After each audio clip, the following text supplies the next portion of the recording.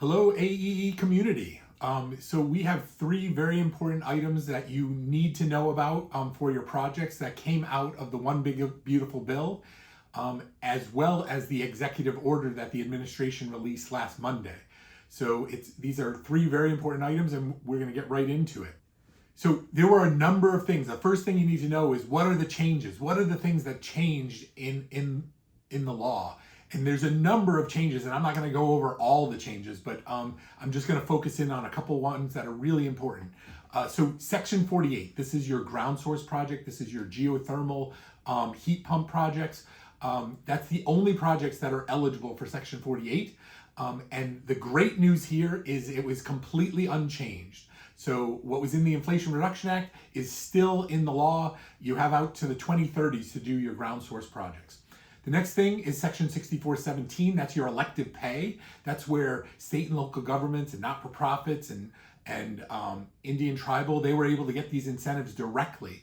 That hasn't changed at all. Though you can still get eligible projects directly. The only issue is the things that are incentivized, those things have changed. So while 48 hasn't changed, so you can get elective pay for 48, there's 48E, which there's been changes. There's 30C where there's been changes. There's 45W where there's been changes. So those underlying items were changed, but 6417 still exists. The elective pay still exists, but if the underlying thing changed, then it affects 6417. Next big change is 179D. This is a tax deduction for putting energy efficiency in buildings. And specifically, if you're doing government buildings, designers can get this benefit. The big change here is that the program was repealed as of a certain date. And one of the key elements here is that it's based on beginning of construction. So you need to begin construction by June 30th, 2026. If you begin construction by June 30th, 2026, you still get 179D. But if you begin construction in July of 2026 or later, there might not be a 179D for you. So it is very important to understand the rules of beginning construction, and we're going to talk about that shortly. Section 30C, this is your alternative fuel stations. This is your EV charging stations. This also gets repealed. This gets repealed for placed in service. So if you have to place your EV charging station in service by June 30th, 2026. If you don't place it in service by that date, there is no incentive for you for your EV charging stations.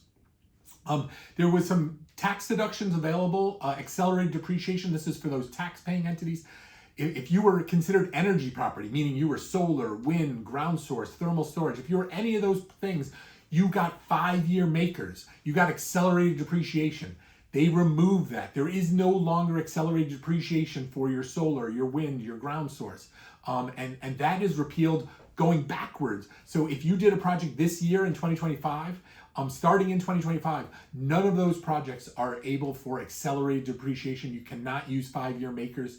Now, there are sometimes other ways to accelerate your depreciation, but you cannot use the energy property method of accelerating your depreciation. So there might be a way that that same project could qualify under a different tax code, but it will not qualify under, as being considered energy property. So the big changes come in Section 48E, and it depends on what technology you're doing. So if you're doing solar or wind, there's some major changes for solar and wind. So first of all, you have to follow the Foreign Entity of Concern rules, so the FEOC rules. And we're going to talk about those FEOC rules. You'll have to follow those FEOC rules to get your solar, wind. And by the way, the FEOC rules are also rules for all the other technologies, thermal storage, batteries. You have to always follow the FEOC rules now. And those are very in-depth, detailed rules, and we're going to talk about those. So that's a big change for 48E. But for solar and wind alone, there's additional changes. So if you start your project, if you start construction on your project before 7/4/2026, before July 4th, 26, then right now there is no deadline for when it has to complete by. So once again, here's beginning of construction. There's urgency there. There's beginning of construction before 7/4/2026. If you begin construction before 7/4/2026, right this second, there is no guidance on when you have to finish the project. Potentially within 4 years, and possibly the executive order might have changed some things. So we'll talk about that as well. If you start your project after 7/4/26, if you start your project on July 5th, 2026, then you have to finish that project by 12/31/27. You have to finish it in 27. If you finish it in 28, there will be no incentive. So that's the big change on solar and wind. The only change on the other technologies, thermal storage, battery, and by the way, they added fuel cells to 48E. So fuel cells now can qualify for 48E, but that only starts in 2026. So if you do a start of construction in 2026, you can get a fuel cell credit, even though fuel cells aren't necessarily clean electricity in all cases. So that was the big changes. So it's important to know your dates, and it's important to know whether the rule is based on beginning construction or placed in service. And we're going to talk about beginning construction is the second most important things for you to know about. And the reason being is the administration passed an executive order, issued an executive order on last Monday, and that executive order said, hey, Treasury, come out with some more rules on beginning of construction. So the first thing you're going to want to do is, if you have the ability to begin construction before the 45 days, and by the way, Treasury doesn't have to take 45 days, they could take 30 days. So before that guidance comes out, if you could begin construction, you might be safe. In most cases, you'd be safe. Most times when guidance comes out, it becomes effective from that day forward. Sometimes they say it becomes effective 60 days after it was released. Sometimes they say it was 30 days after. On very rare occasions do they say it's active retroactively. So that's a possibility. But one of the things you could do to potentially help yourself is try to get your project started before that guidance comes out. And it could come out today. It could come out in 45 days. It could come out later than that. Treasury has sometimes taken more time than in an executive order, for example. But the sooner you start your project, the more likely you will protect yourself against a change in the beginning of construction rules. So let's talk about the beginning of construction rules. There are two different ways you can qualify. Those are two separate ways you can qualify. You can qualify under the physical work test, or you can qualify under the 5% safe harbor. So the physical work test, you literally have to be doing physical work on the project. And it has to be on the eligible project. So let's say you're doing solar, but you're doing it on a new building. So the fact that you dug the foundation of the new building is not the start of construction for your solar project. The start of construction for your solar project is, putting up racking, putting in the panels, connecting the electrical down, in an electrical room. You have to actually start physical work on the eligible project costs. Things like permitting don't count. Things like surveying doesn't count. Things like site preparation doesn't count. So if you want to meet start of construction, beginning of construction for a solar project, you need to do something directly related to the solar project. It has to be of a significant nature. And one key point here is that new guidance is going to come out in 45 days or approximately 45 days. They might change the rules on what's significant construction. It's pretty undefined right now, but the interesting part is as long as you begin construction right now, there's a 4-year safe harbor that as long as you finish that project within 4 years, you met what's called a continuity test. So there's a continuity requirement. And so that continuity requirement gives you 4 years now. We think that continuity requirement could be another place that the new guidance might attack. So instead of 4 years, they might give you 2 years. They might give you 1 year to finish the project. And so it's going to be important for you, to try to start construction within 45 days. But if that guidance comes out, you then have to absorb what's in that guidance and then make sure you're following those rules. Because as you saw, there's some other deadlines out there that are coming up. And so you're going to want to maybe start construction or begin construction before that deadline so you don't have to follow those new rules. There's some other rule that comes out, or you want your project to be eligible, for example, for 179D, you'd have to begin construction before June 30th, 2026. So you want to make sure that you know what the rules are for beginning construction, and you execute on beginning construction before that date. So one way was the physical work test. We talked about the physical work test. The other way is the 5% safe harbor. you need to expend 5% of the cost of the eligible project. So once again, if you're doing a building and you spent a whole bunch of money on the foundation, but no money on the solar, you don't meet the 5% safe harbor for the solar. It has to be for the eligible cost. And we never recommend doing 5%. We had another program a long time ago that had this 5% safe harbor, and they exactly did 5% of the budget, and then they went over budget, and the 5% turned into 4.9%, and they did not meet the safe harbor. So we highly recommend doing 7% or 8%. But once again, forthcoming guidance is coming out. And so what we think here is that 5% might be changed. They might change it to 10, they may change it to 15. So you need to keep your eyes out on this new guidance that's going to come out potentially within the next 45 days. Now, how does the safe harbor work? If you are cash-based accounting, all you have to do is take 5% of the money out of your pocket and spend it under contract. So if you have a contract to do a solar project and a PO is issued, and then you give them 5% of the cost, you'd meet that with a cash-based accounting system.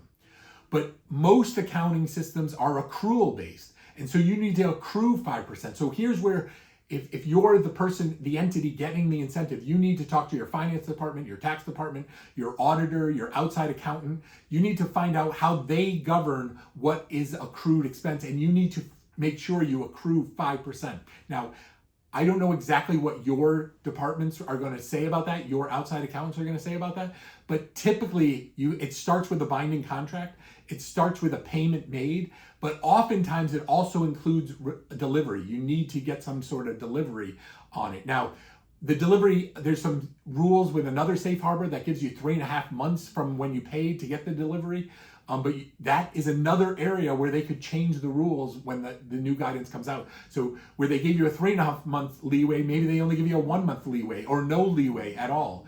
And once again, you need to have a continuity. The project needs to go forward. Right now, that continuity gives us 4 years on a safe harbor, but it might be dropped to 3 or 2 or even 1 year. So you got to watch out for that guidance. So beginning of construction, you can do it 2 separate ways. You can't mix and match. It's either one or the other. You can meet the physical work test, or you can meet the safe harbor, the 5% safe harbor. But there is guidance coming out. And so we believe that if you can show that you started construction before that guidance comes out, you're fairly in good shape by using these 2 methods. After the guidance comes out, it sounds to me like those 2 methods are going to have some tweaks to them. There'll be some changes. The 5% might turn to a 10% safe harbor, for example. So you got to keep your eyes out on that guidance. So the first most important thing is understand the dates of importance. Understand what dates certain incentives expire or what dates certain rules come into effect. The second most important thing is understand the rules for beginning of construction. Now, the third most important item is the FEOC rules, the Foreign Entity of Concern rules. And these are in-depth rules, and they have not issued guidance on the topic. So there's a lot of things that we kind of don't know. So some of the things I'm talking to you about are going to be my best guess and my current understanding. You should always talk to a tax advisor before you act. But these rules are very important, and there's 3 different categories of these rules. There's the entity test, there's the material assistance test, and there's the payment test for 10-year recapture. So the entity test is, you're about to receive a tax incentive. Are you the type of entity that is excluded from getting tax incentives now because of the Foreign Entity of Concern rules? And they say if you're one of these 2 types of entities, then you are excluded. You cannot get this incentive. So one is by being a specified foreign entity. The other is by being a foreign influenced entity, an SFE or an FIE. And you might say, oh, my company, we have no risk of this. We have no connections to foreign entities of concern. What I would tell you is these are expansive rules, and we're going to go into those expansive rules. But what's important to know is this goes into effect. You cannot get this incentive if you are considered an SFE or an FIE. You cannot get this incentive for tax years beginning after July 4th, 2025. So what does that mean? So if you're a calendar year taxpayer, you typically pay taxes based on your calendar year. This goes into effect in 2026. We have a lot of school district clients. Those school districts have a tax year of July 1 to June 30th. So this goes in effect for them next July. next July, starting in next July, if you place something in service after next July, this rule goes into effect. And you might be saying, well, how can a school district be an SFE or an FIE? Well, guess what? They could. There's a possibility, and we're going to talk about that. We have some, school districts that are September 1 to August 31st. Because of those dates, that's a little unfortunate, because what that means is that if they place a service in a project after this September 1st, they need to follow these rules. So they might be some of the first entities that have to follow these rules because their tax year starts September 1 of this year, which is after July 4th. So it's the first tax year after last July 4th, a couple days ago, that this comes into effect. And that's the entity test, and we're going to talk in more detail. Then there's the material assistance test. So this is where you're looking at the manufactured product on your project. And if your manufactured product on your project is too much from an SFE or an FIE, then you do not qualify for this incentive. And we're going to talk about what those percentages are, what percentages you need to not be from an SFE or an FIE. That goes into effect next calendar year. So if you begin construction next calendar year, so here's the first place where you can avoid it by getting your project started this year. So that's why it's so important to understand the beginning construction rules, is so you can avoid the material assistance test. So if you can begin construction before the end of this year, you will not have to meet the materials assistance test. And potentially based on your, what your tax year is, you might not need to meet the entity test. So start of construction, beginning of construction, very important, because it potentially allows you to avoid these FEOC tests, these FEOC rules. The third one is the payment test for 10-year recapture. And this is related to who you're paying as it relates to this project and the future years as it relates to this project. And here's where there's a little bit of controversy. Some people read the laws right now that this is in effect right now. Other people read the rules that this only goes into effect in tax years that begin after July 4th of 2027. Once again, we're waiting for guidance. So there's going to be some guidance, but there's an issue here, because if by chance it starts right now, then you have to make sure that you're not making any payments to specified foreign entities and giving them effective control of your project. And we'll talk about that as well. So 3 tests that are related to FEOC, foreign entity of concern. That's the entity test, the material assistance test, and the payment test for 10-year recapture. And all of them have different dates where they go into effect. And so it's important to understand those dates so you can begin construction. The urgency is to begin construction as early as you can so you can avoid all these extra rules, or to avoid the repealing dates. So you want to avoid the repealing dates, and you want to avoid these FEOC rules if you can, or as many FEOC rules as you possibly can. So let's go into the entity test. So the entity test is prohibited foreign entities. So prohibited foreign entities are 2 types of entities: specified foreign entities and foreign influenced entities. So let's talk about specified foreign entities. What you should be thinking about, and by the way, you should look into detail, but what you should think about in general is China, Russia, North Korea, and Iran. China, Russia, North Korea, and Iran.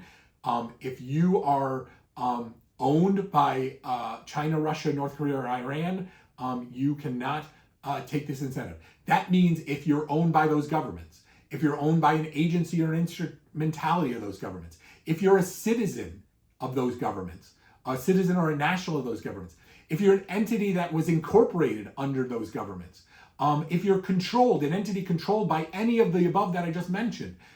So there's a lot of ways that potentially you could be considered a specified foreign entity, and it's directly related to China, Russia, North Korea, and Iran. Now, there's another rule based on whether you're a foreign influenced entity. So a foreign influenced entity means that a specified foreign entity has authority to appoint a covered officer of your organization, or that a single SFE owns at least 25% of your entity, or one or more SFEs own in the aggregate 40% of your entity.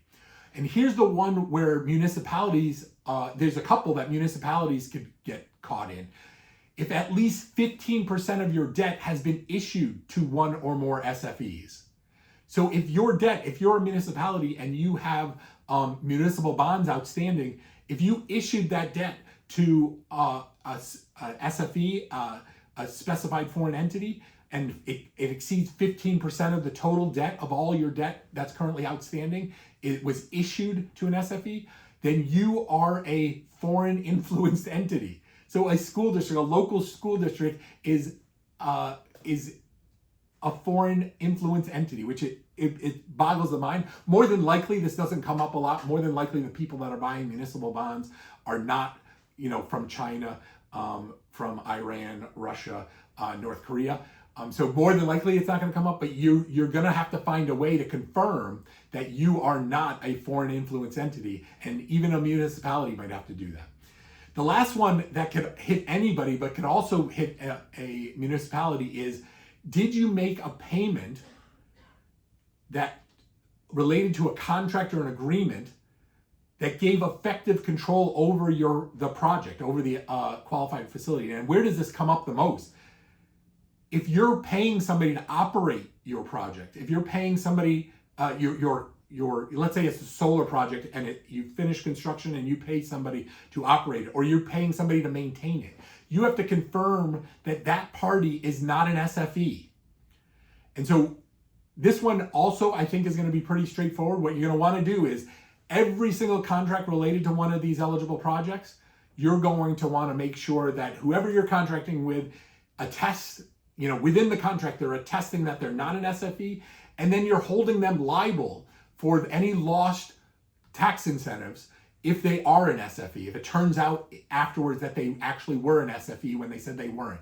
So the way you're going to get around this is you're going to get some contract language in there that makes every party that you're contracting with state that they're not an SFE, and then you're also going to put liability in there that they're on the hook for any penalties you have to pay, any lost tax credit you have to pay because they actually turned out to be an SFE.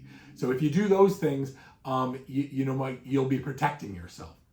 Material assistance test. So we talked about the entity test. Now we're going to talk about the material assistance test. This is very much like the domestic content requirements. It depends on how much of your product, manufactured product in your project, is coming from non-SFEs and FIEs. So if you get your product from non-SFEs, so you, in this case, different than domestic, you can buy from Mexico, you can buy from Canada. So that'll go towards these percentages. So if you start your project in 2026, thermal and battery storage have to be 55% non-SFE. If you start your project in 2026 and you're doing solar or wind, 40% of the project has to be non-SFE, and you can see how it goes up over time. So they want more and more of your stuff not to come from China, not to come from Chinese companies, not to come from Iranian companies, not to come, and that whole list. North Korea, Russia. So you're going to want to use products that are not those entities from those areas, not from citizens and nationals from those areas. This comes into effect start of construction, beginning of construction in 2026. So if you think your product, and by the way, solar, a lot of solar comes from China. So if you want your project to qualify, get it started in 2025 if you want to avoid this material assistance test. Last test, payment test for 10-year recapture. Now this is very much like what I discussed before. It's the same exact rule set. It's about, did you make a payment related to a contract or an agreement which you give effective control of the facility to another party?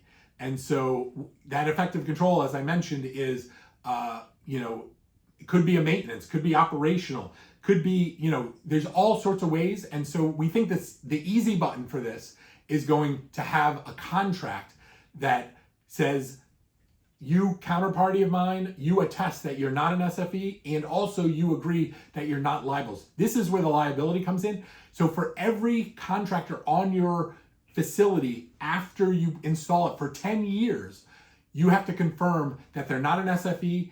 And then if they are an SFE, you might have to recapture. They might recapture your credit, and so you want to hold them on the hook. So when you have your contracts, you're going to want attestations and certifications from these entities that they are not SFEs. And maybe there might be a third party eventually that deems somebody an SFE or not an SFE, but you're going to want to make sure you're not giving maintenance control, operational control to another party. There's a little bit of controversy when this comes in effect. So it might come in effect immediately. Potentially, we think it comes in effect for tax years after July 4th, 2027. So there's a little bit of a runway here. So there's a QR code. If you want a copy of these slides and maybe some additional material, and there's some links, you're going to want to take a shot of that QR code. It'll create an email. You just hit send on that email, and you'll get all these slides. Don't hesitate to reach out if you have any specific questions. But it's very important that you understand these three requirements: the new dates, the beginning of construction, and the FEOC, the Foreign Entities of Concern rules. These are three things that came out of the executive order from Monday and the one big beautiful bill that passed on July 4th. Thank you for your time, and we look forward to speaking with you in the future.